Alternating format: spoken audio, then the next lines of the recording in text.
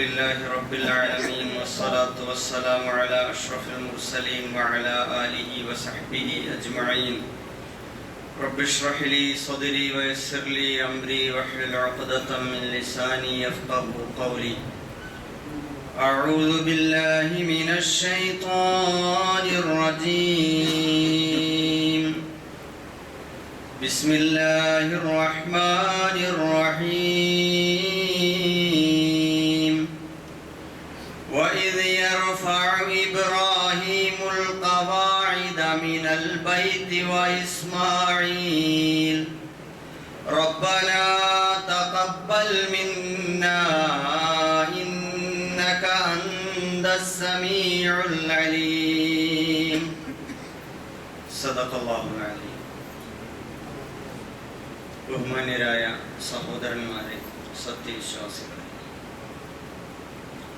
ജീവിതത്തിൻ്റെ നാനാതുറകളിൽ സർവശക്തനായ അല്ലാഹു സുബ്ഹാനഹു വ തആലയുടെ വിധിവിലക്കുകൾ കാത്തു സൂക്ഷിച്ചുകൊണ്ട് ജീവിക്കുവാൻ വിശിഷ്യ മുഹമ്മദുർ റസൂലുള്ളാഹി സ്വല്ലല്ലാഹു അലൈഹി വസല്ലമിൻ്റെ തിരുചര്യകൾ ജീവിതത്തിലുടനീളം പ്രാവർത്തികമാക്കി അള്ളാഹുവിൻ്റെ പ്രീതിയും പരലോകമോക്ഷവും നേടിയെടുക്കാനുള്ള നിരന്തരമായ ശ്രമങ്ങളിൽ ഏർപ്പെടണമെന്ന് എൻ്റെ സഹോദരങ്ങളോടെന്ന പോലെ ഞാൻ എന്നോടും ഓർമ്മിപ്പിക്കുകയാണ്. കാര്യങ്ങൾ ശ്രദ്ധാപൂർവം കേൾക്കുകയും നല്ലത് മാത്രം പിൻപറ്റുകയും ചെയ്യുന്ന വിശുദ്ധ ഖുർആൻ വിശേഷിപ്പിച്ച സജ്ജനങ്ങളായ സത്യവിശ്വാസികളിൽ അല്ലാഹു സുബ്ഹാനഹു വ തആല നാം ഏവരെയും ഉൾപ്പെടുത്തി അനുഗ്രഹിക്കുമാറാകട്ടെ. സഹോദരന്മാരെ, ഇന്ന് ഈ ജുമുഅ ദിവസം പവിത്രതയ്ക്കുമേൽ പവിത്രമായ ഒരു മഹത്തായ ദിനമാണ്. ഷൊർണൂർ നിവാസികളെ സംബന്ധിച്ചിടത്തോളം, ഷൊർണൂറിനെ സ്നേഹിക്കുന്നവരെ സംബന്ധിച്ചിടത്തോളം, എന്തുകൊണ്ടെന്നാൽ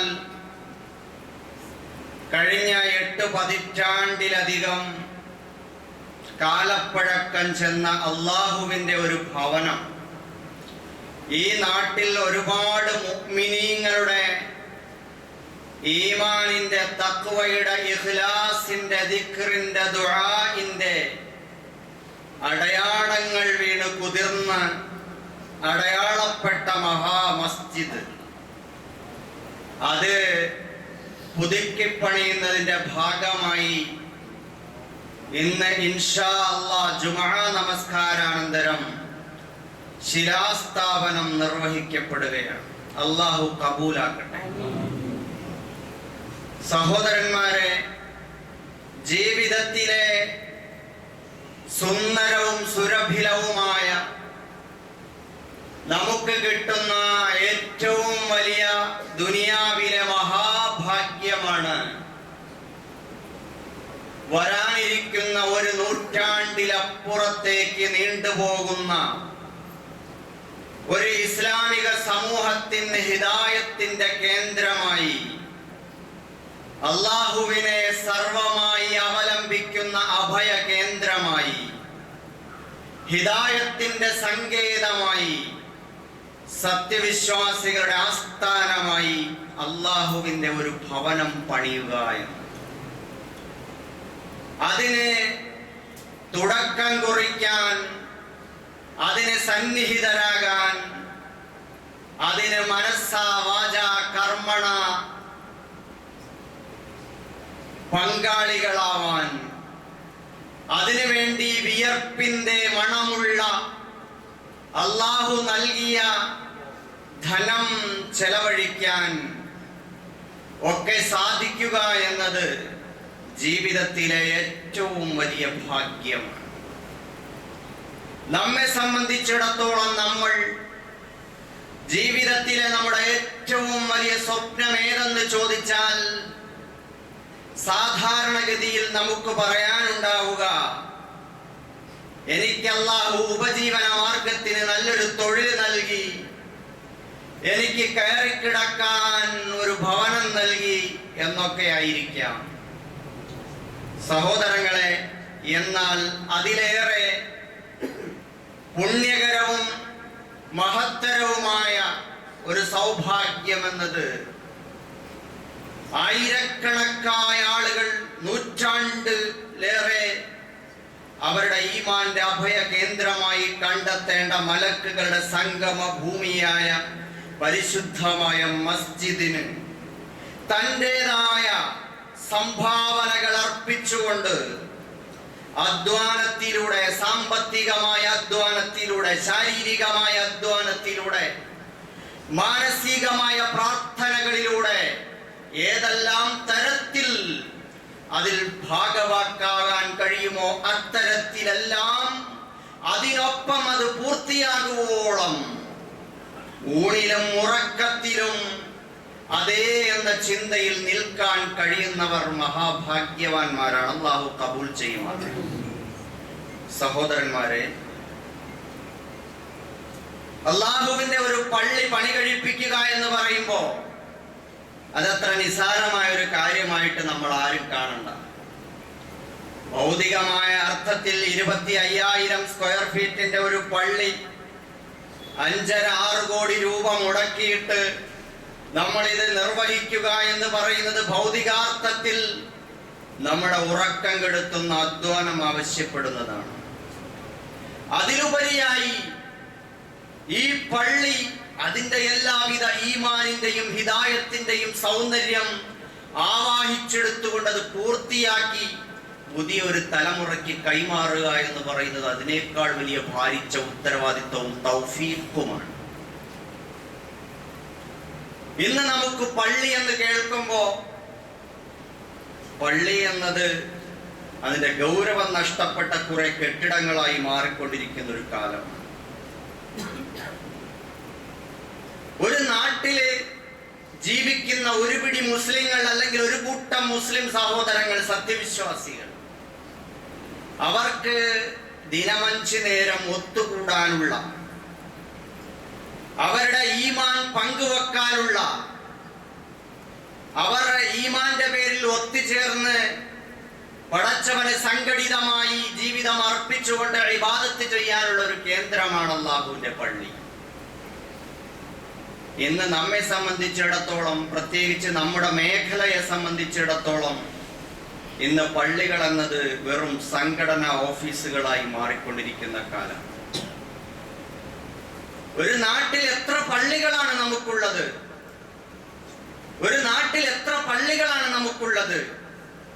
ആ പള്ളികളിൽ നിന്ന് കേൾക്കുന്നത് എന്താണ്? സംഘടനാപരമായ സ്വരങ്ങളാണ്.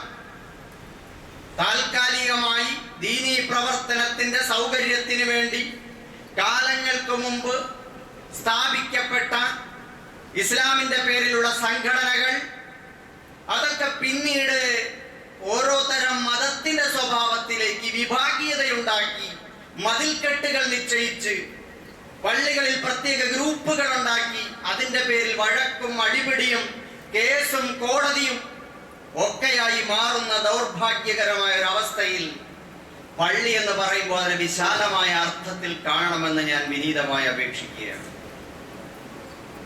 സഹോദരങ്ങളെ, സൂറത്തുൽ ബഖറ 124-ാമത്തെ ആയത്ത് മുതൽ 134-ാമത്തെ ആയത്ത് വരെയുള്ള 10 ആയത്തുകൾ ഒന്ന് ഓടിച്ച് പാരായണം ചെയ്ത് നോക്കുമ്പോൾ അവിടെ നമുക്ക് കാണാൻ കഴിയുന്ന പള്ളിയുമായി ബന്ധപ്പെട്ട് അള്ളാഹു നമുക്ക് പരിചയപ്പെടുത്തുന്ന കുറെ സ്വഭാവങ്ങളുണ്ട്. ആ സ്വഭാവങ്ങളാണ് നമുക്കും ഉണ്ടായിത്തീരേണ്ടത്. ആദ്യത്തെ പള്ളി ഇമാം ഇബ്രാഹിം നബി അലൈഹിസ്സലാത്തു വസ്സലാം ഇരുവരും ചേർന്ന് കഅബാലയത്തിന്റെ അസ്ഥിവാരം ഉയർത്തി അത് പൂർത്തിയാക്കി റബ്ബിന് സമർപ്പിക്കുകയാണ്. ആ പള്ളിയുടെ ഇമാം ലോകത്തിന്റെ ഇമാമായി അള്ളാഹു പരിചയപ്പെടുത്തുന്നു. പിന്നീട് ആ കഅബാലയത്തിന്റെ ഏറ്റവും സമുന്നതനായ ഇമാം മുഹമ്മദ് റസൂലുള്ളാഹി സ്വല്ലല്ലാഹു അലൈഹി വസല്ലം അവിടുത്തെ എല്ലാവിധ മാതൃകകളും പിന്തുടർന്നുകൊണ്ട് ആ ഇമാമത്ത് ലോകത്ത് പുനഃസ്ഥാപിക്കുകയാണ്. അവിടെ ഒരു പള്ളിയുണ്ട്.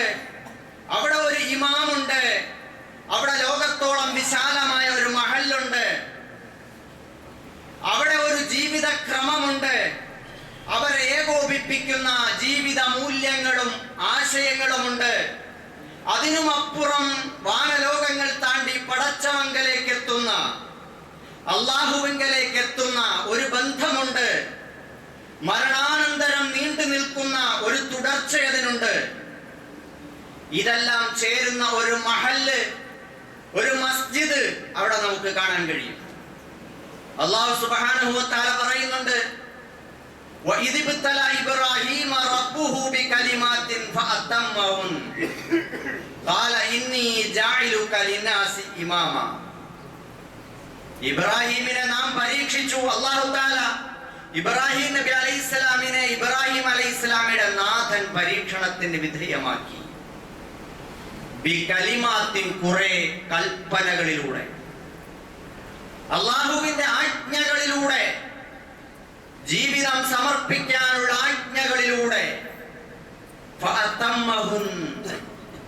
ഇബ്രാഹിം അലൈഹിസ്സലാം ആ പരീക്ഷണത്തിന്റെ കനൽപഥങ്ങൾ താണ്ടി അത് പൂർത്തിയാക്കി അവിടെ വിജയം വരിക്കുകയുണ്ടായി.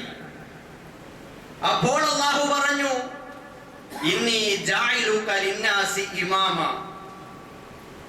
ഞാൻ നിന്നെ ജനങ്ങളുടെ ഇമാമായി, ജനങ്ങളുടെ നേതാവായി നിയോഗിക്കുകയാണ്.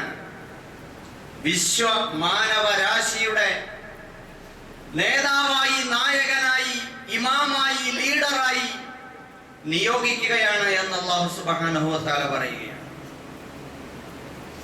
അപ്പോൾ ഇബ്രാഹിം നബി അലൈഹിസ്സലാം ചോദിച്ചു, വമിൻ ദുർരിയത്തി, എന്റെ സന്തതി പരമ്പരകളിലൂടെ തലമുറ തലമുറകളായി ഈ പദവി ലഭിക്കുമോ അല്ലാഹുവേ?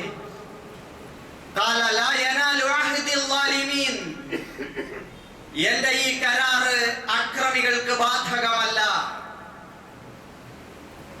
സഹോദരങ്ങളെ, ഒരു മസ്ജിദ്, മസ്ജിദുൽ ഹറാം, അതിനെ മാതൃകയാക്കിക്കൊണ്ട് ലോകമെമ്പാടും മസ്ജിദുകൾ ഉയർത്തെഴുന്നേൽക്കുമ്പോൾ ആ മസ്ജിദിന് നേതൃത്വം കൊടുക്കുന്ന, അതിന്റെ ഇമാമത്ത്, അതിന്റെ പരിപാലനം, ഇതൊക്കെ നിർവഹിക്കുന്ന ആളുകൾ, അവരെ സംബന്ധിച്ചിടത്തോളം പടച്ച തമ്പുരാന്റെ കൽപ്പനകൾ പൂർണ്ണമായി പാലിക്കാൻ, അവന് പൂർണ്ണമായി സമർപ്പിക്കാൻ സന്നദ്ധതയുള്ളവരാവണം. പ്രത്യേകിച്ച് അവിടുത്തെ ഇമാം അങ്ങനെയുള്ളവരാവണം. അത് പൂർത്തിയാക്കാൻ സാധിക്കണം. ഇമാമത്ത്, ഖിലാഫത്ത്, നേതൃത്വം എന്നൊക്കെ പറയുന്നത് പരമ്പരാഗതമായി മക്കളുടെ തായ്വഴിയായി വന്നു കിട്ടേണ്ടതല്ല. അവർ തെറ്റ് ചെയ്താലും കുറ്റം ചെയ്താലും നിരുത്തരവാദപരമായി പെരുമാറിയാലും ആ നേതൃപദവി കിട്ടുകയില്ല. ലാ യനാലു അഹ്ദിൽ ളാലിമീൻ, എന്റെ ഈ കരാർ അക്രമികൾക്ക് ബാധകമല്ലെന്ന് പരിശുദ്ധ ഖുർആൻ ഓർമ്മിപ്പിക്കുകയാണ്. സഹോദരങ്ങളെ, അതാണ് ലോകത്തിന്റെ നായകൻ മുഹമ്മദ് നബി. ഇബ്രാഹിം നബി അലൈഹിസ്സലാമിന്റെ ശേഷം അദ്ദേഹത്തിന്റെ പുത്രന്മാരല്ല ഇമാമായത്. മുഹമ്മദ് നബി സല്ലല്ലാഹു അലൈഹി വസല്ലമയ്ക്ക് ശേഷം നബി സല്ലല്ലാഹു അലൈഹി വസല്ലമയുടെ മക്കളല്ല ഇമാമായത്, ഖലീഫയായത്. ഖലീഫമാർക്ക് ശേഷം അവരുടെ മക്കളല്ല ഖലീഫമാരാകേണ്ടത്. ലോകത്തെമ്പാടും അങ്ങനെ തന്നെയാണ്. പരമ്പരാഗതമായി രാജവാഴ്ചയിലൂടെ പിന്നീട് കടന്നു വന്നു. പിന്നീട് പലതരത്തിലുള്ള പദവികൾ ആർജിച്ചുകൊണ്ട് ആ പദവികൾ തലമുറകളായി, തായ്വഴികളായി കൈമാറി കൈമാറി സമുദായത്തിന്റെയും മഹലിന്റെയും ലോകത്തിന്റെയും ഒക്കെ നേതൃത്വം കൈമാറിപ്പോകുന്ന അവസ്ഥയുണ്ടായിത്തീർന്നു. പക്ഷേ അവരൊന്നും തന്നെ യോഗ്യരായിരുന്നില്ലെങ്കിലും അവരൊക്കെ അത് ഏറ്റെടുക്കുന്ന അവസ്ഥയുണ്ടായിത്തീർന്നു. അതിൻ്റെതായ ദുരന്ത ഫലങ്ങളും ലോകത്തുണ്ടായിത്തീർന്നിട്ടുണ്ട് എന്ന് നമുക്ക് കാണാൻ കഴിയും. ഞാൻ പറഞ്ഞത്, അവിടെ ഒരു ഇമാമിനെ കാണാം. അത് ഇബ്രാഹിം നബി അലൈഹിസ്സലാമാണ്. അള്ളാഹുവിന്റെ കൽപ്പനകൾക്ക് മുമ്പിൽ പൂർണ്ണമായി ആജ്ഞാനുവർത്തിയായി നിന്ന് തീയിലേക്ക് ചാടാൻ പറഞ്ഞപ്പോ, കഴുത്ത് നീട്ടിക്കൊടുക്കാൻ മകനെ മുമ്പോട്ട് വെക്കാൻ പറഞ്ഞപ്പോ, ഭാര്യയെ കൊണ്ടുപോയി മണൽക്കാട്ടിൽ ഒഴിവാക്കാൻ പറഞ്ഞപ്പോ, റബ്ബിന്റെ മുമ്പിൽ ഒരു ഇമാം, ഒരു നേതാവ് അവിടെ ഉണ്ടായിരുന്നു. അള്ളാഹു സാധുക്കളായ നമ്മളെയൊക്കെ അക്കൂട്ടത്തിൽ ഉൾപ്പെടുത്തി അനുഗ്രഹിക്കുമാറാകട്ടെ. സഹോദരങ്ങളെ, അവിടെ നമുക്ക് കാണാം ആ ബൈത്തിനെ, അള്ളാഹുവിന്റെ ഭവനത്തെ അള്ളാഹു പരിചയപ്പെടുത്തുന്നത് നിർഭയത്വത്തിന്റെയും സുസ്ഥിരതയുടെയും സങ്കേതമായിട്ടാണ്.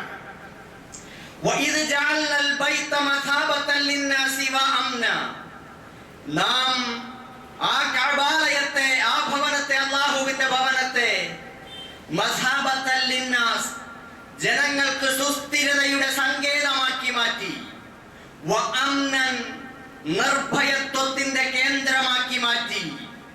വത്തഖിദൂ മിൻ മഖാമി ഇബ്രാഹീമ മുസല്ല, അതുകൊണ്ട് നിങ്ങൾ ഇബ്രാഹിം അലൈഹിസ്സലാം നിന്ന് നമസ്കരിച്ച നിന്ന സ്ഥാനത്തെ നിങ്ങൾ പ്രാർത്ഥനാ സ്ഥലമാക്കുക എന്ന് അല്ലാഹു തആല ഓർമ്മിപ്പിക്കുകയാണ്. മാത്രമല്ല, വഅഹിദിന ഇലാ ഇബ്രാഹീമ വ ഇസ്മാഈൽ അൻ തഹിറ ബൈതി ലിത്തായിഫീന വൽ ആകിഫീന വറുക്കഇസ് സുജൂദ്, എന്റെ കഅബാലയത്തെ നിങ്ങൾ രണ്ടുപേരും ചേർന്നിട്ട് അത് തവാഫ് ചെയ്യുന്നവർക്കും ഇഅ്തികാഫിരിക്കുന്നവർക്കും റുകൂഉം സുജൂദും ചെയ്ത് നമസ്കരിക്കുന്നവർക്കും വേണ്ടി എപ്പോഴും പരിശുദ്ധമാക്കി പവിത്രമാക്കി വെക്കണം എന്നും അല്ലാഹു തആല അവരോട് ആവശ്യപ്പെടുകയുണ്ടായി. സഹോദരങ്ങളെ, കഅബ എന്ന് പറയുന്നത് എല്ലാ തരത്തിലുമുള്ള വിശ്വാസപരമായ മാലിന്യങ്ങളിൽ നിന്നും, അതുപോലെ ശാരീരികമായ മലിനമായ അവസ്ഥകളിൽ നിന്നും, വസ്ത്രത്തിൻ്റെതായ ശുചിത്വത്തിൽ നിന്നും, ആ ഹറമിന്റെ ശുദ്ധമായ പരിസരാവസ്ഥയുണ്ടാക്കിക്കൊണ്ട്, അതുപോലെ എല്ലാ തരത്തിലുള്ള ഇടപാടുകളും കരാറുകളും പവിത്രമാക്കി പരിശുദ്ധമാക്കി നിർത്തിക്കൊണ്ട് അവിടെ ഇഅ്തികാഫിരിക്കുന്നവർക്കും അതുപോലെ നമസ്കരിക്കുന്നവർക്കും തവാഫ് ചെയ്യുന്നവർക്കും എല്ലാം വേണ്ടി പവിത്രമായി പരിശുദ്ധമായി കാത്തു സൂക്ഷിക്കണം എന്ന് അല്ലാഹു സുബ്ഹാനഹു വ തആല ആവശ്യപ്പെടുകയാണ്. അപ്പോൾ മസ്ജിദുൽ ഹറാം എന്നത് അത് മസാബത്തുൽ ലിന്നാസ് ആണ്, ജനങ്ങളുടെ സുസ്ഥിരതയുടെ കേന്ദ്രമാണ്, അമ്നിന്റെ നിർഭയത്വത്തിന്റെ കേന്ദ്രമാണ്. ആ പള്ളി, അതിൽ വിശ്വസിക്കുകയും അതിൽ പ്രവേശിക്കുകയും അതിൽ അഭയം കണ്ടെത്തുകയും ചെയ്യുമ്പോൾ പിന്നെ ആരെയും ഭയപ്പെടേണ്ടി വരില്ല, ഒരു തരത്തിലുള്ള ആശങ്കകളുമില്ല മനുഷ്യന്. ഞാൻ സുരക്ഷിതനാണ്, ഞാൻ നിർഭയനാണ് എന്ന അവസ്ഥയുണ്ടാക്കി തീർക്കാൻ ആ മസ്ജിദിലൂടെ നമുക്ക് കഴിയേണ്ടതുണ്ട്. വീണ്ടും ഇബ്രാഹിം നബി അലൈഹിസ്സലാമയുടെ പ്രാർത്ഥനയെ അല്ലാഹു എടുത്ത് ഓതിക്കൊണ്ട് പറയുന്നു, വഇദ് ഖാല ഇബ്രാഹിം റബ്ബി ജഅൽ ഹാദാ ബലദൻ ആമിന, പടച്ചവനെ ഞങ്ങളുടെ ഈ നാടിനെ നീ നിർഭയത്വമുള്ള നാടാക്കി മാറ്റണമേ.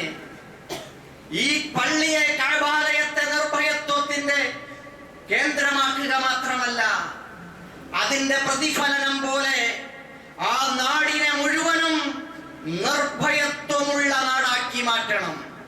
ആരെയും ഭയപ്പെടേണ്ടി വരാത്ത, അവകാശങ്ങൾ പൂർണ്ണമായി വകവെച്ചു കൊടുക്കുന്ന, സുരക്ഷിതത്വമുള്ള, നിർഭയത്വമുള്ള നാടാക്കണം.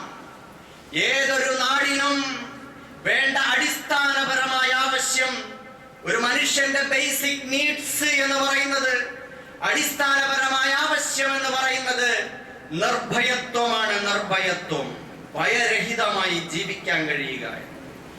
ഈ നാടിനെ നീ നിർഭയത്വമുള്ള നാടാക്കി മാറ്റണമേ.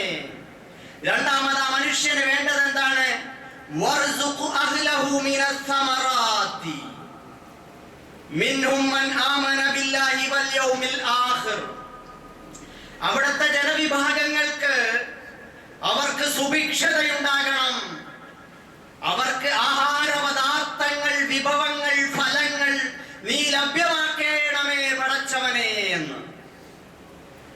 അത് അല്ലാഹുവിലും അന്ത്യനാളിലും വിശ്വസിക്കുന്ന, പരലോകത്തിലും വിശ്വസിക്കുന്നവർക്ക് നീ അത് നൽകണമേ എന്ന് പ്രാർത്ഥിച്ചപ്പോ ആ പ്രാർത്ഥനയെ അല്ലാഹുക്ക് വല്ലാതെ ഇഷ്ടപ്പെട്ടു. പക്ഷേ ഒരു കൊച്ചു തിരുത്ത് ഇബ്രാഹിം അലൈഹിസ്സലാമിന് അല്ലാഹു കൊടുത്തു. ഖാല വമൻ കഫർ ഫഉമത്തിഉഹു ഖലീലൻ. മുഅ്മിനീങ്ങൾക്ക് മാത്രമല്ല സുഭിക്ഷതയും നിർഭയത്വവും ഉറപ്പുവരുത്തേണ്ടത് സത്യനിഷേധികളായി മാറിയിട്ടുള്ള ആളുകൾക്കും അത് കൊടുക്കണം. ഇബ്രാഹീമേ അലൈഹിസ്സലാം ഫഉമത്തിഉഹു ഖലീലൻ, കുറച്ചു കാലമാണ് ഈ ലോകത്തെ ജീവിതമെങ്കിലും അവർക്ക് പള്ളിയുടെ പേരിൽ, ഇമാമത്തിന്റെ പേരിൽ, പരിപാലനത്തിന്റെ പേരിൽ ആ പള്ളിയിൽ വരുന്നവർക്കും ആ പള്ളിയെ ചുറ്റിപ്പറ്റി ജീവിക്കുന്ന സത്യവിശ്വാസികൾക്കും അവരോടൊപ്പം ആ നാട്ടിൽ ജീവിക്കുന്നവർക്കും നിർഭയത്വവും സുഭിക്ഷതയും നൽകണം. അങ്ങനെ ഒരു ക്ഷേമ നാട്, ഒരു മാതൃകാ ഗ്രാമം ഓരോ പള്ളിയുടെയും ചുറ്റുവട്ടത്തുണ്ടാകണം. താൽക്കാലികമായി ദുനിയാവിൽ അവർക്ക് നിങ്ങളത് കൊടുക്കാൻ ബാധ്യസ്ഥരാണ്. ഞാൻ ഇന്ന് 11:30 മണിക്ക് ട്രെയിൻ ഇറങ്ങി റൂമിലേക്ക് വരുമ്പോ താമസിക്കുന്ന വീടിന്റെ മുമ്പിൽ നമ്മുടെ ഉമറുൽ ഫാറൂഖ് ഉസ്താദ് ഒരു പാത്രത്തിൽ വെള്ളം വെച്ചിരിക്കുന്നു പുറത്ത്. എന്തിനാണ്? നായയ്ക്ക് കുടിക്കാനാണ്, പട്ടിക്ക് കുടിക്കാനാണ്. സഹോദരങ്ങളെ, അത്രത്തോളം ഉമറുൽ ഫാറൂഖ് റളിയല്ലാഹു തആല പറഞ്ഞതെന്താ? യൂഫ്രട്ടീസിന്റെ തീരത്ത് ഒരു നായ വിശന്ന് ചത്താൽ അതിനും ഉമർ അള്ളാഹുവിന്റെ മുമ്പിൽ സമാധാനം ബോധിപ്പിക്കേണ്ടി വരുമെന്നാണ്. അതാണ് മസ്ജിദിന്റെ സന്ദേശം. നമ്മൾ ഈ വെള്ളിയാഴ്ചകളിൽ ഇവിടെ എടുക്കുന്ന കളക്ഷൻ അത്തരത്തിലുള്ള അവിശ്വാസികളായ സഹോദരങ്ങളെ പോലും പരിഗണിച്ചുകൊണ്ട് തന്നെയാണ് നമ്മൾ പോയിക്കൊണ്ടിരിക്കുന്നത്. അത്യാവശ്യം വേണ്ട ആളുകൾക്ക് അവരുടെ ആവശ്യങ്ങളും നിർവഹിക്കാൻ ഈ മഹല്ല് കമ്മിറ്റി ശ്രദ്ധിക്കാറുണ്ട് എന്നതിൽ അവരെ ഞാൻ അഭിനന്ദിക്കുകയാണ്.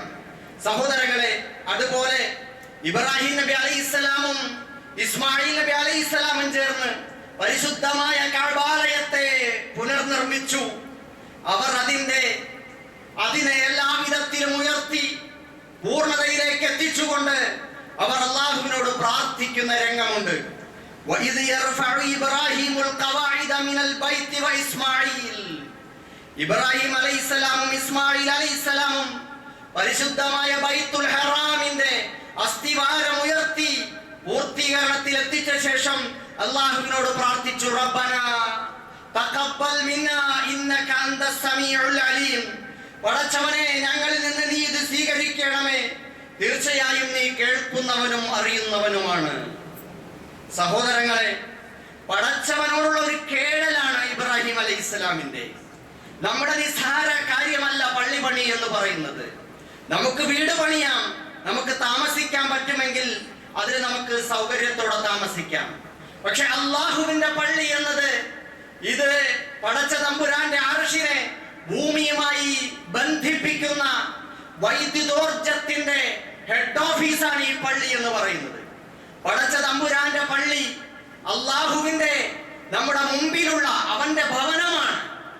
അത് പടച്ചോനെ നീ സ്വീകരിക്കണേ എന്ന ഒരു ഹൃദയമിടിപ്പ് നമ്മുടെ ഓരോ നിമിഷത്തിലും ഉണ്ടാകണം.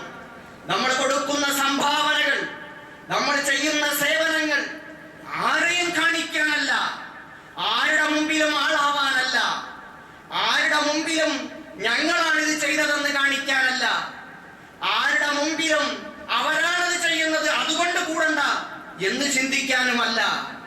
നമ്മൾ നിഷ്കളങ്കന്മാരാണ്.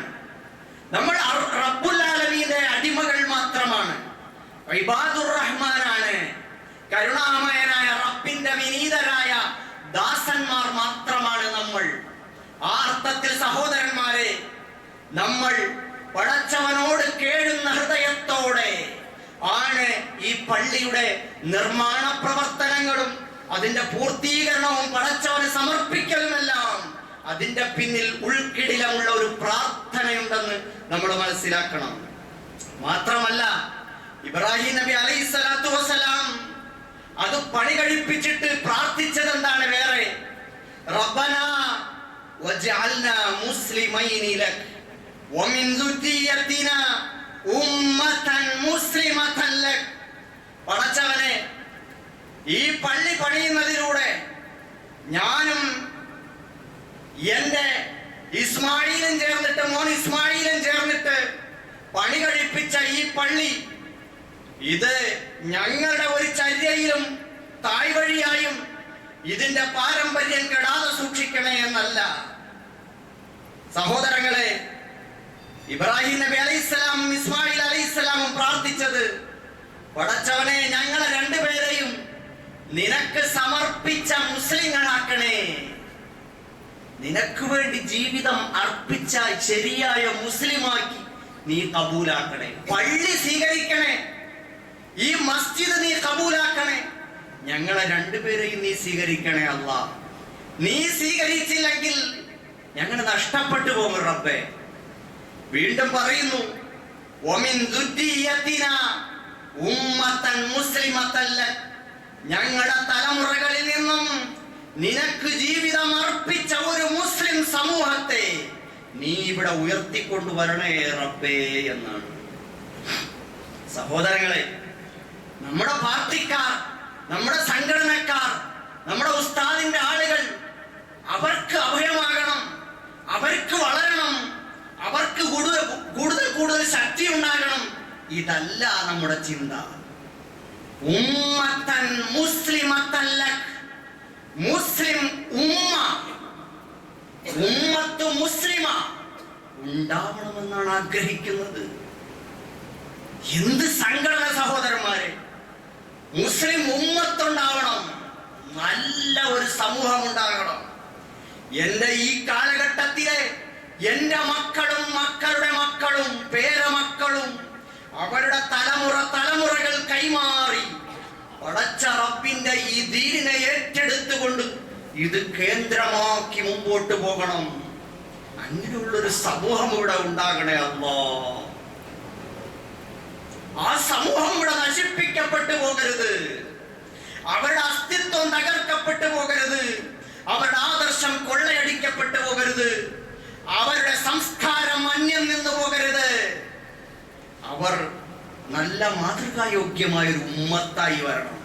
അതിനാണ് റബ്ബേ ഈ ഭവനം, നിന്റെ ഈ ഭവനം അതിനുള്ള ഒരു കേന്ദ്ര ആസ്ഥാനമാണ്. വീണ്ടും ഇബ്രാഹിം നബി അലൈഹിസ്സലാം ദുആ ചെയ്യുന്നു, റബ്ബനാ വബഅസ് ഫീഹിം റസൂലൻ മിൻഹും യത്ലു അലൈഹിം ആയാതിക്. പടച്ചവനെ, അവരിൽ നിന്ന് നീ ഒരു ദൂതനെ കൊണ്ടുവരണം, അവരോട് നിന്റെ വേദം ഓതിക്കൊടുക്കുന്ന, അവരെ നിന്റെ ഗ്രന്ഥം പഠിപ്പിക്കുന്ന, ആ ഗ്രന്ഥം അനുസരിച്ച് അവരെ സംസ്കരിച്ചെടുക്കുന്ന പരിശുദ്ധമായ ഒരു സമൂഹം വിദ്യാഭ്യാസത്തിന്റെ കേന്ദ്രമാക്കണം. എല്ലാ അർത്ഥത്തിലും മനുഷ്യരുപകാരപ്രദമായ മുഴുവൻ വിജ്ഞാനീയങ്ങളും ഓതിക്കൊടുക്കപ്പെടുന്ന, പ്രത്യേകിച്ച് റബ്ബുൽ ആലമീനായ പടച്ച തമ്പുരാന്റെ വേദഗ്രന്ഥം വിശുദ്ധ ഖുർആൻ ഓതിക്കൊടുക്കുന്ന ആളുകൾ അവിടെ ഉണ്ടാവണം. അതിനനുസരിച്ച് സംസ്കരണം ചെയ്യപ്പെട്ട തലമുറകൾ ഒന്നൊന്നായി ഉയർന്നുയർന്നു വന്നുകൊണ്ടിരിക്കണം. അങ്ങനെയുള്ള കേന്ദ്രമാക്കണേ റബ്ബേ എന്ന്. ഇന്നക അന്തൽ അസീസുൽ ഹകീം, നീ പ്രതാപിയാണ്, പ്രതാപത്തിന്റെ സമൂഹത്തെ കൊണ്ടുവരണം. നീ യുക്തിമാനാണ്, യുക്തിബോധമുള്ള, ചിന്താശേഷിയുള്ള, വിവരമുള്ള ആളുകളെ ഉയർത്തിക്കൊണ്ടുവരണേ റബ്ബേ. സഹോദരങ്ങളെ, ഇത് പള്ളിയുടെ ലക്ഷ്യമാണ്. വീണ്ടും നിങ്ങൾ നോക്കൂ, വീണ്ടും ആ ആയത്തുകൾ പുരോഗമിച്ചു പോകുമ്പോൾ കാണാം, അല്ലാഹു പറയുന്നുണ്ട്, വവസ്സാ ബിഹാ ഇബ്രാഹീമു ബനി വയഅഖൂബു യാ ബനിയ ഇന്നല്ലാഹ അസ്തഫാ ലക്കുമുദ്ദീൻ ഫലാ തമൂതുന്ന ഇല്ലാ വഅൻതും മുസ്ലിമൂൻ. സഹോദരങ്ങളെ, 80 വർഷങ്ങൾക്ക് മുമ്പ് നമ്മുടെ പൂർവികരായ സഹോദരന്മാർ അവർ അവരുടെ കാലഘട്ടത്തിലെ ആ ദൗത്യം നമ്മളിലേക്ക് കൈമാറിയതാണ്. നീണ്ടു നിൽക്കുന്ന 80 കൊല്ലത്തോളം പടച്ചവനെ ആരാധിക്കാൻ, അള്ളാഹുവിന്റെ ദീന് പഠിക്കാൻ, അതനുസരിച്ച് ഒരു സമൂഹത്തെ വളർത്തിക്കൊണ്ടുവരാൻ പറ്റിയ നിലയിൽ അന്നത്തെ ചെറിയ ന്യൂനപക്ഷങ്ങളായ ആളുകൾക്ക് നിസ്കരിക്കാൻ പറ്റുന്നതിനേക്കാൾ വിശാലമായ ഒരു പള്ളി അവർ അന്നത്തെ കണക്കിലെടുത്തിട്ടുണ്ടാക്കി. ഇന്ന് വരെ നമുക്കത് കൊണ്ടുപോകാൻ കഴിയും. അവര് നമ്മളെ ഏൽപ്പിച്ചു, നമുക്ക് വസിയത്ത് പോലെ കൈമാറി. നമ്മളും നമ്മുടെ പുതിയ തലമുറയ്ക്ക് വസിയത്ത് പോലെ ഭാവിയെ മുന്നിൽ കണ്ട് വിശാലമായ അള്ളാഹുവിന്റെ ഒരു മസ്ജിദാണ് നമ്മളും പണി കഴിപ്പിക്കാൻ ഉദ്ദേശിക്കുന്നത്. വരും തലമുറയ്ക്ക് ഇബാദത്തിന് മാത്രമല്ല, വിശുദ്ധ കലാം ഖുർആൻ പഠിക്കാനും ചിന്തിക്കാനും ഗവേഷണം ചെയ്യാനുമുള്ള വിശാലമായ ലൈബ്രറി ഉൾപ്പെടെ എല്ലാവിധ സൗകര്യങ്ങളും ഒരുക്കിക്കൊണ്ടുള്ള പുതിയ ഭാവിയെ മുന്നിൽ കണ്ടുകൊണ്ട് പഠിക്കുകയും ചിന്തിക്കുകയും ഡിബേറ്റ് ചെയ്യുകയും സംവാദം നടത്തുകയും ചെയ്യുന്ന ഒരു പുതിയ തലമുറ, ലോകത്ത് സംവേദനക്ഷമമായ ഇസ്ലാമിനെ നെഞ്ചേറ്റുന്ന പുതിയ യുവ തലമുറയെ മുന്നിൽ കണ്ടുകൊണ്ട് നമ്മൾ ഈ പള്ളിക്ക് എല്ലാവിധത്തിലുമുള്ള രൂപകൽപ്പനകളാണ് ചെയ്തിട്ടുള്ളത്. ഇവിടെ അള്ളാഹു പറയുന്നത്, ഇബ്രാഹിം അലൈഹിസ്സലാം തന്റെ മക്കളോട് വസിയത്ത് ചെയ്തു, യാക്കൂബ് നബി അലൈഹിസ്സലാം തന്റെ മക്കളോട് വസിയത്ത് ചെയ്തു, എന്റെ മക്കളെ, യാ ബനിയ, എന്റെ പൊന്നുമക്കളെ, ഇന്നല്ലാഹ അസ്തഫാ ലക്കുമുദ്ദീൻ, നിങ്ങൾക്ക് പടച്ച തമ്പുരാൻ ഈ ദീനിനെ തിരഞ്ഞെടുത്ത് തന്നിരിക്കുന്നു. ഫലാ തമൂതുന്ന ഇല്ലാ വഅൻതും മുസ്ലിമൂൻ, നിങ്ങൾ ആരും അല്ലാഹുവിനെ സമർപ്പിച്ച മുസ്ലിങ്ങളായിട്ടല്ലാതെ മരിക്കാൻ ഇടവരരുതേ. നിങ്ങൾ യുക്തിവാദത്തിന്റെ, നിരീശ്വരവാദത്തിന്റെ, ലിബറലിസത്തിന്റെ, ഫാഷിസത്തിന്റെ, തോന്യാസങ്ങളുടെ, ശരീര ഇച്ഛകളുടെ പിന്നാലെ നിങ്ങൾ പരക്കം പായരുത്. പടച്ച തമ്പുരാന്റെ ദീനിനെ മുറുകെ പിടിച്ച് അതിനെ മനസ്സിലാക്കി അതിന്റെ പിന്നാലെ കൂടി നിങ്ങൾ മുസ്ലിങ്ങളായിട്ടല്ലാതെ മരിക്കരുതേ എന്ന് അവരുടെ മരണത്തിന്റെ വേളയിൽ അവരെയൊക്കെ വിളിച്ചു നിർത്തി ഓരോ പ്രവാചകന്മാരും അവരുടെ മക്കളോട്, കുടുംബത്തോട്, അനുയായികളോട് ഉറപ്പു വാങ്ങിയിരുന്നു. അല്ലാഹുവിന്റെ റസൂൽ സല്ലല്ലാഹു അലൈഹി വസല്ലം ഹജ്ജത്തുൽ വദാഇന്റെ വേളയിൽ ചോദിച്ചു, അലാ ഹൽ ബല്ലഗതു, ഞാൻ എന്റെ സന്ദേശം എത്തിച്ചു തന്നില്ലയോ എന്ന്. അവര് പറഞ്ഞു, ബലാ യാ റസൂലല്ലാഹ്, അതേ നബിയെ, അങ്ങ് ഞങ്ങൾക്ക് പടച്ച തമ്പുരാന്റെ ദീന് കൈമാറി തന്നിരിക്കുന്നു.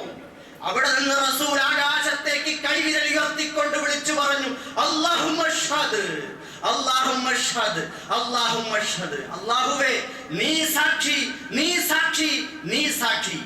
സഹോദരങ്ങളെ, നമുക്കും മക്കളുണ്ട്, പേരമക്കളുണ്ട്, നമുക്കൊരു സമൂഹമുണ്ട് നമ്മുടെ ചുറ്റും.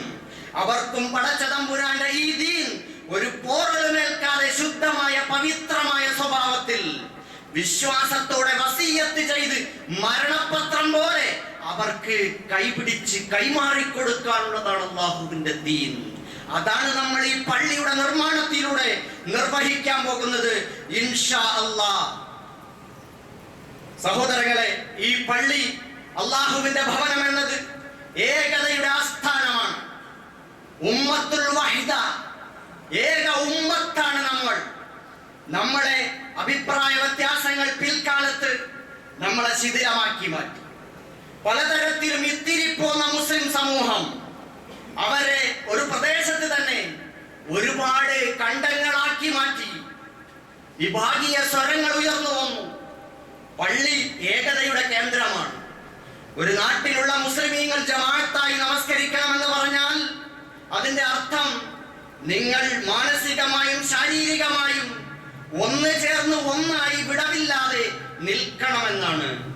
അവിടെയുള്ള നാനാജാതി, നാനാ സ്വഭാവത്തിലുള്ള ആളുകളും, വിവിധ തരം തൊഴിൽ ചെയ്യുന്നവരും, വർഗത്തിലും വർണ്ണത്തിലും പെട്ടവരും, താഴേക്കിടയിലുള്ളവരും മുകളിലുള്ളവരും, പണ്ഡിത പാമര വ്യത്യാസമില്ലാതെ എല്ലാവരും ഒന്നു ചേർന്ന് ഒറ്റക്കെട്ടായി ഒരു മതില് പോലെ അവർ ഏകതയുടെ കോട്ട പോലെ നിൽക്കണമെന്നാണ് ജമാഅത്ത് നമസ്കാരത്തിലൂടെ അല്ലാഹു സുബ്ഹാനഹു വ തആലയും അവന്റെ റസൂലും ഉദ്ദേശിച്ചിട്ടുണ്ടായിരുന്നു. പക്ഷെ നമ്മൾ, ദൗർഭാഗ്യകരമെന്ന് പറയാം, നമ്മുടെ എല്ലാ കോട്ടകളും തകർന്നു പോയി, വളരെ ശിഥിലമായി പോയിരിക്കുന്നു. ഒരു നാട്ടിൽ ഒരു നേരം എത്ര ബാങ്കാണ് വിളിക്കുന്നത്? അല്ലാഹുവിന്റെ അനുഗ്രഹത്താൽ ഷൊർണൂർ മാതൃകയാണ്. പടച്ച തമ്പുരാന് എല്ലാ മുസ്ലിങ്ങൾക്കും, നിങ്ങൾ ആരാകട്ടെ, നിങ്ങൾ സുന്നിയാകട്ടെ, മുജാഹിദാകട്ടെ, അതിന്റെ ഏത് പിരിവുകളിൽപ്പെട്ടവരാകട്ടെ, നിങ്ങൾ ജമാഅത്താകട്ടെ, നിങ്ങൾ തബ്ലീഗാകട്ടെ, നിങ്ങൾ സംഘടന ഇല്ലാത്തവരാകട്ടെ, ഇപ്പോഴും കേട്ടുകൊണ്ടിരിക്കുന്ന പുതിയ പുതിയ സംഘടനകളിൽപ്പെട്ടവരായിക്കൊള്ളട്ടെ, സംഘടന ഇല്ലാത്തവരാകട്ടെ, നിങ്ങളെല്ലാം ഏകോദര സഹോദരങ്ങളാണെന്ന് ഉദ്ഘോഷിക്കുന്ന അല്ലാഹുവിന്റെ ഭവനമാണ് ഷൊർണൂരിലെ ജുമാ മസ്ജിദ് എന്നതിൽ നമുക്ക് അഭിമാനിക്കാൻ കഴിയും. സഹോദരങ്ങളെ, ഇവിടെ പല സഹോദരങ്ങളും വന്നിട്ട് ചോദിക്കുന്നു, ഇത് ആരുടെ പള്ളിയാണ് എന്ന്. സഹോദരങ്ങളെ, ഇത് ആരുടെ പള്ളിയാണെന്ന് ചോദിച്ചാൽ അള്ളാഹുവിന്റെ പള്ളിയാണെന്നേ നമുക്ക് പറയാൻ കഴിയൂ. ആർക്ക് അവകാശപ്പെട്ടതാണ്? ഇത് വഖഫ് ചെയ്യപ്പെടുന്നതോടെ ലോകത്തുള്ള എല്ലാ മുസ്ലിങ്ങൾക്കും ഒരുപോലെ അവകാശപ്പെട്ടതാണ്. വഖഫ് ചെയ്യപ്പെട്ട ഒരു പള്ളി ഇന്ന ആളുകൾക്ക് എന്ന് ഇനംതിരിക്കാൻ പറ്റില്ല. ലാ ഇലാഹ ഇല്ലല്ലാഹ് മുഹമ്മദ് റസൂലുള്ളാഹി അംഗീകരിച്ച മുഴുവൻ മുസ്ലിങ്ങൾക്കും അവർക്ക് അവകാശപ്പെട്ടതാണ്. അപ്പൊ പിന്നെ നമ്മുടെ തർക്കങ്ങളോ, ആ ഉസ്താദ് അങ്ങനെ പറയുന്നുണ്ടല്ലോ, ഇങ്ങനെ പറയുന്നുണ്ടല്ലോ, ഉസ്താദുമാര് പറഞ്ഞുകൊള്ളട്ടെ, പക്ഷെ അതിന്റെ യാഥാർത്ഥ്യം നമ്മൾ മനസ്സിലാക്കണം. സഹോദരങ്ങളെ, പറയുമ്പോൾ ഒരു വ്യത്യാസവും മുസ്ലിം സംഘടനകൾ തമ്മിലില്ല. ഒരേ കഅബയിലേക്കാണ് നമ്മൾ തിരിഞ്ഞു നിന്ന് നമസ്കരിക്കുന്നത്. ഒരേ നേതാവാണ് നമുക്ക്, മുഹമ്മദുർ റസൂലുള്ളാഹ് സ്വല്ലല്ലാഹു അലൈഹി വസല്ലം. ഒരേ കിതാബ് പരിശുദ്ധ ഖുർആൻ.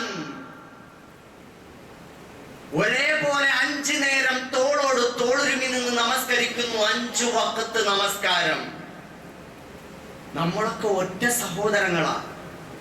നമ്മളെ ഭിന്നിപ്പിക്കാൻ ഒന്നുമില്ല ഇതിനകത്ത്. ശാഖാപരമായ അഭിപ്രായ വ്യത്യാസങ്ങൾ മാത്രം. അത് തന്നെയും ഊതി വീർപ്പിച്ചാൽ ഏതും പെരുകും, എത്രത്തോളവും വലുതാകും. ആരെയും വീർപ്പിച്ചാൽ കാഫിറാക്കാനും മുർത്തദ്ദാക്കാനും മുശ്രിക്കാക്കാനും പറ്റും. പക്ഷേ അങ്ങനെയുള്ള ഒരേ പ്ലാറ്റ്ഫോമിൽ ശരിക്കുള്ള സുന്നത്ത് ജമാഅത്തിന്റെ ആളുകളായി നിന്നവർ, തൗഹീദിന്റെ ആളുകളായി നിന്നവർ പിന്നീട് അഭിപ്രായ വ്യത്യാസങ്ങൾ ഉണ്ടാക്കി അങ്ങോട്ടും ഇങ്ങോട്ടും കാഫിറാക്കുന്നില്ലേ, മുർത്തദ്ദാക്കുന്നില്ലേ? സോഷ്യൽ മീഡിയ മുഴുവൻ തെറിയെന്ന് അടിച്ചു കൊടുത്താൽ വരുന്നത് എന്താണ്? ഗൂഗിൾ സെർച്ച് ചെയ്താൽ നമ്മുടെ സമുദായത്തിന്റെ പരസ്പരമുള്ള വിഴുപ്പലക്കലുകളാണ്. ഒരു ഖൈറു ഉമ്മത്ത്, ഏറ്റവും ഉത്തമമായ ഒരു സമുദായം, ആ സമുദായം അങ്ങോട്ടും ഇങ്ങോട്ടും ചീത്ത വിളിക്കുന്നു. വലിയ വലിയ പണ്ഡിതന്മാരാണ്, പക്ഷെ പിണങ്ങിക്കഴിഞ്ഞാൽ ഇതാ ഹാസമ ഫജറ, പിണങ്ങിയാൽ അവർ ചീത്ത പറയുന്നു. അങ്ങോട്ടും ഇങ്ങോട്ടും വളരെ മോശമായി നിലവാരമില്ലാത്ത ആക്ഷേപങ്ങളും പരിഹാസങ്ങളും നടത്തുന്നു. ഇതേത് ദീനിൽപ്പെട്ടതാണ് സഹോദരന്മാരെ? അള്ളാഹുവിന്റെ ദീൻ എത്ര പവിത്രമാണ്. ഭിന്നിക്കാനുള്ള ഒരായത്തോ ഒരു ഹദീസോ അഭിപ്രായം പറഞ്ഞു വെച്ചാൽ യോജിക്കാനുള്ള 100 കണക്കിന് ആയത്തുകള്, ഹദീസുകള് നമുക്ക് എടുക്കാൻ കഴിയും. എന്തേ അത് കാണാത്തത്? നമ്മൾ പറയുന്നത് എന്താ? 72 വിഭാഗമായി പിരിയും. ഇത് ഖിയാമത്ത് നാളിന്റെ ലക്ഷണമാണ്. അതുകൊണ്ട് ഉസ്താദ് അങ്ങനെയൊന്നും പറഞ്ഞിട്ട് കാര്യമില്ല. അങ്ങനെയാണോ അല്ലാഹുവിന്റെ റസൂൽ പഠിപ്പിച്ചത്? നബി സല്ലല്ലാഹു അലൈഹി വസല്ലം പറഞ്ഞ ഹദീസുകൾ പരിശോധിക്കാം. അതുമായി ബന്ധപ്പെട്ട് ഇഫ്തറഖത്തിൽ യഹൂദു അലാ 71 ഫിർഖ. ഒരിക്കൽ നബി സല്ലല്ലാഹു അലൈഹി വസല്ലം മുസ്ലിം സമുദായത്തിന്റെ തർക്കപ്രിയം കണ്ടപ്പോ അവർക്കൊരു താക്കീതായി, മുന്നറിയിപ്പായി അവരോട് പറഞ്ഞു, ജൂതന്മാരെ 71 വിഭാഗമായി പിരിഞ്ഞു.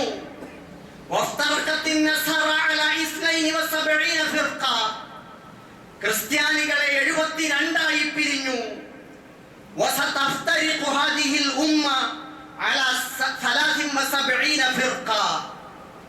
എന്റെ ഉമ്മത്ത് ഇങ്ങനെ പോയാൽ 73 പിരിയും.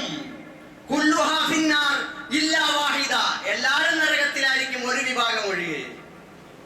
അപ്പൊ നബി സല്ലല്ലാഹു അലൈഹി വസല്ലമയോട് സഹാബാക്കൾ ചോദിച്ചു, ഖീൽ വമൻ ഹിയ യാ റസൂലല്ലാഹ്, ആരാണ് അവർ? ഖാല മൻ കാന അലാ മിസ്ലി മാ അന അലൈഹി വഅസ്ഹാബി, ഞാനും എന്റെ സഹാബാക്കളും ഏതുപോലെ ഉള്ളതിന്മേലായിരുന്നോ അതുപോലുള്ള കാര്യങ്ങൾ മുറുകെ പിടിക്കുമ്പോ അവര് മാത്രമാണ് എന്ന് പറഞ്ഞിട്ട് പിന്നെ അതിന്റെ പേരിലായി അടി. നബി സല്ലല്ലാഹു അലൈഹി വസല്ലം പറഞ്ഞത് എന്താ? ഈ ജൂതന്മാരെ പോലെ നിങ്ങൾ ആകരുത്, ഈ ക്രിസ്ത്യാനികളെ പോലെ ആകരുത്. നിങ്ങൾ അവർ 71 ഇവർ 72 നിങ്ങൾ 73 ആകരുത്. ഇങ്ങനെ പോയാൽ എല്ലാവരും കൂട്ടത്തോടെ നരകത്തിലേ പോകൂ. അതുകൊണ്ട് നിങ്ങൾ എന്ത് ചെയ്യണം? ഒരു കൂട്ടർ മാത്രമേ രക്ഷപ്പെടൂ. എന്നെ കണ്ടോ? എന്റെ സഹാബാക്കളെ കണ്ടോ? ആരോടെങ്കിലും തർക്കിക്കാൻ പോയിട്ടുണ്ടോ? അടിയുണ്ടാക്കാൻ പോയിട്ടുണ്ടോ? വിഭാഗീയത ഉണ്ടാക്കിയിട്ടുണ്ടോ? ഇല്ല. എന്റെ സ്വഭാവം പിന്തുടരണം, എന്നാൽ നിങ്ങൾ സ്വർഗത്തിൽ പോകാം. എത്ര ലളിതമാണ് സഹോദരങ്ങളെ ഇതിന്റെ മെസ്സേജ്. ഇതിനെ പിടിച്ചായി പിന്നെ തർക്കം. തർക്കിക്കരുത്, മറ്റവരെ പോലെ ആകരുത് എന്ന് പറഞ്ഞ ഹദീസ് അതെടുത്തു വച്ചിട്ട് ഈ ശാപം പിടിച്ച സമൂഹം അള്ളാഹു കാത്തുരക്ഷിക്കട്ടെ, അള്ളാഹു കാത്തുരക്ഷിക്കട്ടെ, അള്ളാഹു കാത്തുരക്ഷിക്കട്ടെ. സഹോദരങ്ങളെ, ദൗർഭാഗ്യകരമെന്ന് പറയാം, ഈ ഉമ്മത്ത് അള്ളാഹുവിന്റെ മുത്ത് വാക്കിനെ തിരുനാവിൽ നിന്ന് വീണ ആ മുത്തിനെ എടുത്തിട്ട് ഞാനും എന്റെ സഹാബാക്കളും തർക്കിക്കാതെ കഴിയുന്നത് കണ്ടോ? ഇതേപോലെ നിങ്ങളും ആകണമെന്ന് പറഞ്ഞപ്പോ ഉടനെ അത് പിടിച്ചിട്ട് നബിയും സഹാബാക്കളും ഏത് വഴിയിലായിരുന്നു? ആരാണ് രക്ഷപ്പെട്ട വിഭാഗം? ഫിർഖത്തുൻ നാജിയ. അതായി ഈ തർക്കം. പിന്നെ തർക്കിച്ച് പിന്നെ എണ്ണാൻ തുടങ്ങി മണ്ടന്മാര്. ഈ മണ്ടന്മാർ എണ്ണാൻ തുടങ്ങി. നമ്മൾ 73 അപ്പൊ പിന്നെ മുജാഹിദ് വിഭാഗം എത്ര, സുന്നി വിഭാഗം എത്ര, വഹാബികൾ എത്ര, അങ്ങനെ തുടങ്ങി മൗദൂദികൾ എത്ര എന്നും പറഞ്ഞ് എണ്ണാൻ തുടങ്ങി. എല്ലാം കൂടെ കൂട്ടിയപ്പോ അവരുടെ കണക്കനുസരിച്ച് 72. ഞാനും എന്റെ ഉസ്താദും 73.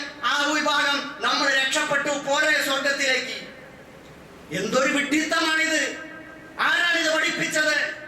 ഒരു ഹദീസിന്റെ മന്തൂക്കായ അർത്ഥം, ഒരു ഹദീസിന്റെ പ്രാഥമികമായ ആശയ സംവേദനം പോലും സാധ്യമാകാത്ത വിധത്തിൽ ബുദ്ധി മരവിച്ചു പോയിരിക്കുന്നു ആളുകൾക്ക്. അപ്പൊ നമ്മൾ മാത്രമേ രക്ഷപ്പെടുള്ളൂ. അതാരാണ്? ഞങ്ങളാണ്. ഇല്ല സഹോദരങ്ങളെ, എല്ലാ സംഘടനകളും സ്വർഗത്തിൽ പോകുന്നവരുണ്ടാകും, എല്ലാ സംഘടനകളിലും ഉണ്ടാകാം. ഈ കുഴിത്തിരുമ്പ് പിടിച്ച, പാരവെക്കുന്ന, മനുഷ്യനെ കണ്ടുകൂടാത്ത, വിഭാഗീയതയും കലഹങ്ങളും ഉണ്ടാക്കുന്ന, പള്ളി കൂട്ടിക്കാൻ പ്രേരിപ്പിക്കുന്ന, ആളുകളെ അകറ്റുന്ന, സാമ്പത്തിക വിശുദ്ധിയില്ലാത്ത, സ്ഥാനമാനങ്ങൾ തട്ടിയെടുത്ത് വലിയ പദവികളിൽ തന്ത്രപരമായി വിരാജിക്കുന്ന ഇത്തരം ആളുകളാ അവിടെ ഉണ്ടാവൂല സ്വർഗത്തിൽ. പിന്നെ പാവപ്പെട്ടവന്മാർ, അല്ലാഹ് നമുക്കൊന്നും അറിഞ്ഞൂടാ, ഉസ്താദ് പറയും പോലെ കേട്ടു, നിസ്കരിക്കണം ഇങ്ങനെ, നോമ്പ് പിടിക്കണം അങ്ങനെ, ഹജ്ജ് ചെയ്യണം ഇങ്ങനെ, സക്കാത്ത് കൊടുക്കണം ഇങ്ങനെ, പടച്ചോനെ വിശ്വസിക്കണം ഇങ്ങനെ, റബ്ബിനോട് പ്രാർത്ഥിക്കണം ഇങ്ങനെ. പാവം സഹോദരങ്ങൾ, അവർക്കറിയില്ല. എന്താണോ പറഞ്ഞു കൊടുത്തത് അവർ രക്ഷപ്പെടും. ഉസ്താദന്മാരെ കൊണ്ടുവന്ന് നിർത്തും. നാളെ പരലോകത്ത് എല്ലാവരും വന്നിട്ട് നരകത്തിൽ കിടന്ന് കുറെ ആളുകൾ വട്ടം കറങ്ങും. വയറിന്റെ കുടലി ചാടിയിട്ട് ആസുകല്ലിൽ കിടന്നിട്ട് വട്ടം കറങ്ങും പോലെ കിടന്ന് കറങ്ങും. നബി സല്ലല്ലാഹു അലൈഹി വസല്ലം പറയുന്നു. അപ്പൊ വന്നിട്ട് സ്വർഗത്തിൽ നിന്ന് ഓടി വന്നിട്ട് ചില ആളുകൾ ചോദിക്കും, അല്ല ഉസ്താദേ, നിങ്ങളല്ലേ ഞങ്ങളോട് വഅദ് പറഞ്ഞത്? അമാ കുന്ത തൻഹാന വതഅമുറന, നമ്മളോട് നന്മ കൽപ്പിച്ച തിന്മയെ വിലക്കിയ മഹാനല്ലേ അങ്ങ്? ഞങ്ങൾക്ക് വേണ്ടി പാലരയോളം പ്രാർത്ഥിച്ച, ഞങ്ങൾക്ക് വേണ്ടി പൊട്ടിക്കരഞ്ഞ മഹാത്മാവല്ലേ അങ്ങ്? അങ്ങ് ഇവിടെ എങ്ങനെ എത്തിപ്പെട്ടു? അപ്പൊ ഉസ്താദ് പറയും, കാര്യമൊക്കെ ശരി തന്നെയാണ്, പക്ഷേ ഞാൻ നന്മ കൽപ്പിച്ചു, പക്ഷേ ഞാനത് പ്രവർത്തിച്ചില്ല. ഞാൻ തിന്മയെ വിലക്കി, ഞാനത് ചെയ്യേണ്ടി വന്നു. അതുകൊണ്ട് ഇവിടെ പെട്ടുപോയതാണ്. സഹോദരങ്ങളെ, ഇങ്ങനെയുള്ള ഹദീസുകളൊക്കെ നമ്മൾ കേൾക്കാത്തത് പറയേണ്ടത് ഉസ്താദുമാരായതുകൊണ്ട്. അങ്ങനെയുമുണ്ട് ഒരു മറുവശം. അതുകൊണ്ട് സൂക്ഷിക്കണം. കണ്ണുമടച്ച് ഉസ്താദിന്റെ കുപ്പായത്തിന്റെ പുറകിൽ പിടിച്ച് ഇങ്ങനെ പോയി കുഴികളിലേക്ക് വീണരുത്. ഉസ്താദ് അടിക്കാൻ പറഞ്ഞാൽ അടിക്കുക, ഉസ്താദ് ചീത്ത പറയാൻ പറഞ്ഞാൽ ചീത്ത പറയുക, ഉസ്താദ് അവനെ വെറുക്കാൻ പറഞ്ഞാൽ വെറുക്കുക. പാടില്ല സഹോദരങ്ങളെ. എല്ലാവരും നമ്മുടെ സഹോദരന്മാരാണ്. എല്ലാവരും തോളിൽ കൈയിട്ട് പിടിക്കും, സലാം പറയും. നബി സല്ലല്ലാഹു അലൈഹി വസല്ലം പറഞ്ഞു, നിങ്ങളിൽ ആരും മുഅ്മിനാവാതെ സ്വർഗ്ഗത്തിൽ പോകൂല. ലാ യദ്ഖുലുൽ ജന്നത ലാ തദ്ഖുലുൽ ജന്നത ഹത്താ തുഅ്മിനു, മുഅ്മിനാവാതെ സ്വർഗ്ഗത്തിൽ പോകൂല. വലാ തുഅ്മിനു ഹത്താ തഹബ്ബു, നിങ്ങൾ പരസ്പരം സ്നേഹിക്കാതെ നിങ്ങൾ ആരും തന്നെ മുഅ്മിനാവൂല. പരസ്പരം സ്നേഹിക്കാതെ മുഅ്മിനാവൂല. വെറുത്താൽ മുഅ്മിനാവുമെന്ന് പഠിപ്പിക്കുന്നത്. അലാ അദുല്ലുകും അലാ ശൈഇൻ ഇദാ ഫഅൽതുമൂഹു തഹബബതും, നിങ്ങൾക്കൊരു തന്ത്രം പറഞ്ഞു തരാം, അത് ചെയ്താൽ നിങ്ങൾ പരസ്പരം സ്നേഹിക്കുന്നവരാകും. എന്താണത്? നബി സല്ലല്ലാഹു അലൈഹി വസല്ലം പറഞ്ഞു, അഫ്ശുസ്സലാമ ബൈനകും, പരസ്പരം നിങ്ങൾ അങ്ങോട്ടും ഇങ്ങോട്ടും സലാം വർദ്ധിപ്പിക്കുക, വ്യാപിപ്പിക്കുക. എല്ലാവർക്കും സലാം, അസ്സലാമു അലൈക്കും. സുന്നി, മുജാഹിദ്, ജമാഅത്ത്, തബ്ലീഗ്, മൗദൂദി ആരോ ആയിക്കോട്ടെ, മുസ്ലിമാണോ, അസ്സലാമു അലൈക്കും, അല്ലാഹു നിന്നെ രക്ഷിക്കട്ടെടാ മോനെ എന്ന് പറയാൻ ഹൃദയം എന്ന് തുറക്കുമോ അന്നേ നമ്മൾ രക്ഷപ്പെടുള്ളൂ. സഹോദരങ്ങളെ, അതുകൊണ്ട് ഒരു സംഘടന, ഏത് സംഘടനയിലാണ് നിങ്ങൾ പ്രവർത്തിച്ചോ, പക്ഷെ അടിസ്ഥാനം മനസ്സിലാക്കി പോണം. തോളിൽ കൈയിടാൻ, കൈ കൊടുക്കാൻ, സലാം പറയാൻ, സഹോദരനായി കാണാൻ പഠിപ്പിക്കാത്ത ഏത് സംഘടനയുണ്ടോ, ഏത് ഉപദേശമുണ്ടോ? പടച്ചവനാണ് സത്യം. അത് നാളെ പരലോകത്ത് നിങ്ങൾക്ക് ദോഷം ചെയ്യും. അത് നിങ്ങൾ അനുസരിക്കരുത്.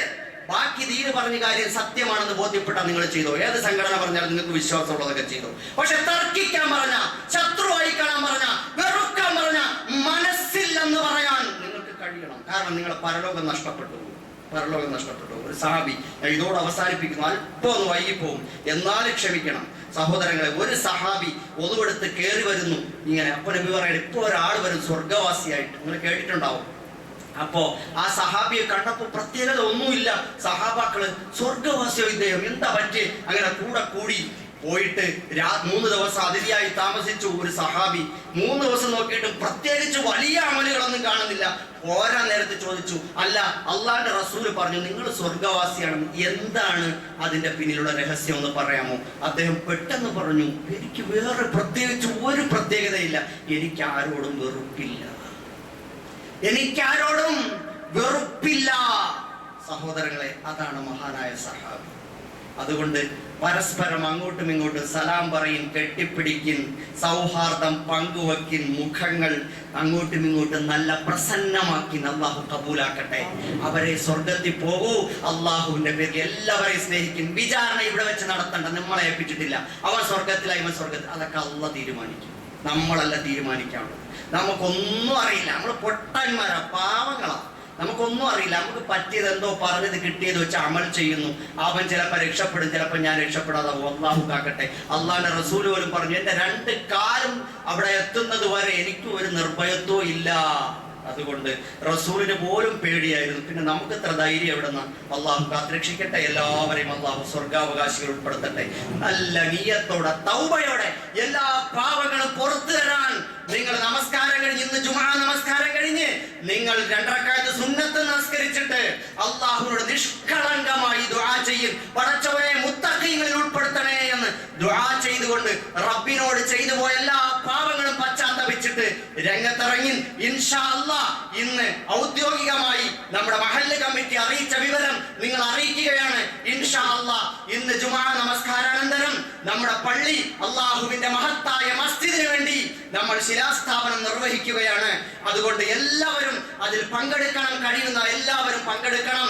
നല്ല മനസ്സോടെ എല്ലാ പാപങ്ങളിൽ നിന്നും പരിശുദ്ധരായിക്കൊണ്ടില്ല. തഖ്വയിൽ അധിഷ്ഠിതമായ ഒരു പള്ളിയാണ് നമുക്ക് നിർവഹിക്കേണ്ടത്. അല്ലാഹ് കബൂലാക്കണം. അതിനുവേണ്ടി കരഞ്ഞു വിളിച്ച് ദുആ ചെയ്ത് നമുക്ക് അങ്ങോട്ട് പോകാം. അള്ളാഹു നമ്മളെല്ലാവരെയും കബൂൽ ചെയ്യുമാറാകട്ടെ. ജുമാ നമസ്കാരം കഴിഞ്ഞ് സുന്നത്ത് നമസ്കാരവും കഴിഞ്ഞ് എല്ലാവരും അങ്ങോട്ട് നീങ്ങണമെന്ന് അറിയിക്കുകയാണ്. അള്ളാഹു നമ്മുടെ എല്ലാ അമലുകളും സ്വീകരിക്കട്ടെ. അള്ളാഹുവിന്റെ ഭവനം എത്രയും പെട്ടെന്ന് പൂർത്തിയാക്കാൻ അള്ളാഹു നമുക്ക് എല്ലാവർക്കും തൗഫീഖ് നൽകി അനുഗ്രഹിക്കുമാറാകട്ടെ. 1-2 അറിയിപ്പുകളുണ്ട്.